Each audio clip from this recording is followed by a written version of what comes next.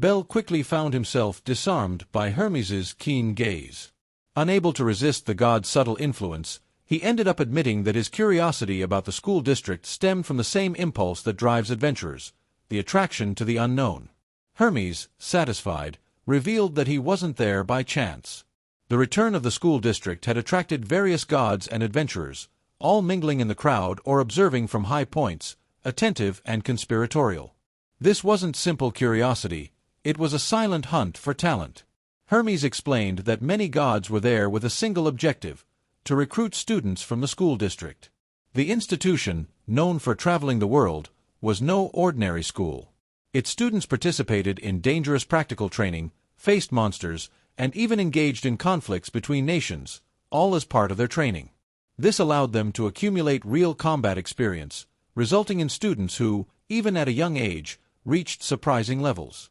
It wasn't uncommon for them to reach level 2, and a few even reached level 3, absolute power outside the big cities. These numbers left Bell stunned. Hermes reinforced that, although Orario was full of strong adventurers, this did not diminish the value of the school district.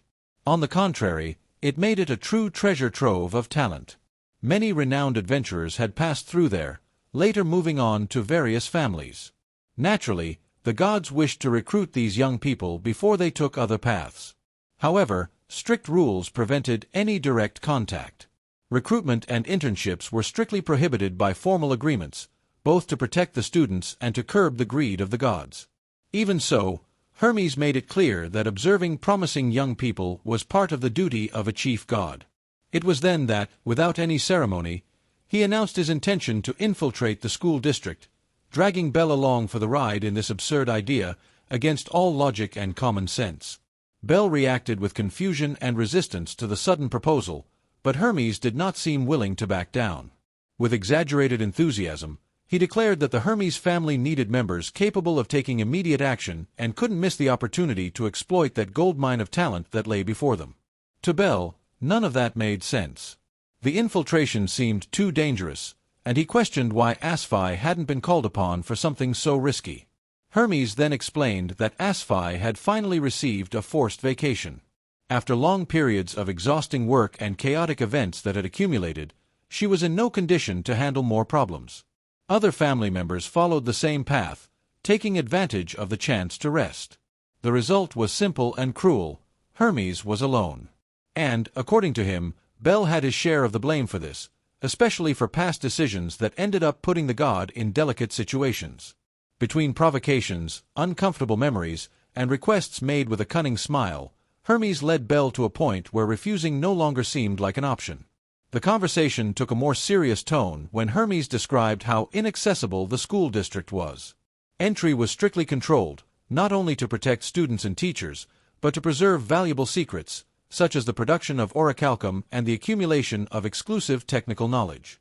Mages, alchemists, and specialists guarded information that could not fall into the wrong hands. Therefore, any attempt to gain access required complex procedures, comparable to those of Orario, and not even kings or elite adventurers received privileges. The surveillance was absolute. The port was protected by affiliates and high-level adventurers capable of detecting hidden presences. Thorough inspections made it impossible to sneak in among supplies, and access by land was almost unthinkable. Even by sea, any approach would be noticed, and trying to climb a colossal ship seemed like madness. Bell, even being level 5 and accompanied by a god, felt a growing weight as he realized that this mission bordered on suicide. When he expressed his concerns, hoping that Hermes would back down, he received only a malicious smile in response. The god already had a plan that didn't involve gates, ships, or conventional routes. The alternative would come from above, and Bell only had time to feel a chill in his stomach before realizing that this infiltration was about to take a completely insane turn. Hermes's answer was revealed abruptly and terrifyingly. Before Bell could fully comprehend what it meant to enter from above, he already found himself plummeting from the sky, clinging to the god, while the wind roared around him and his own screams echoed uncontrollably. Any intention of discretion had been forgotten the instant they began to fall, swallowed by the roar of air tearing at their ears. Hermes, on the other hand, maintained an almost carefree enthusiasm. Proudly, he explained that he had borrowed magical items from his family, a helmet capable of concealing their presence and flying boots, as if that would solve all their problems. For Bell, however, the situation was pure despair. He didn't even know how to use those artifacts and was forced to put on the boots in a hurry, while plummeting uncontrollably. For long minutes of panic, the improbable happened. After equipping the items and becoming invisible, they managed to stabilize their fall and reach the sky above the school district without being detected. For a brief moment, it seemed that the absurd plan had worked. But the relief was short-lived. Control failed, and the miracle vanished as quickly as it had appeared.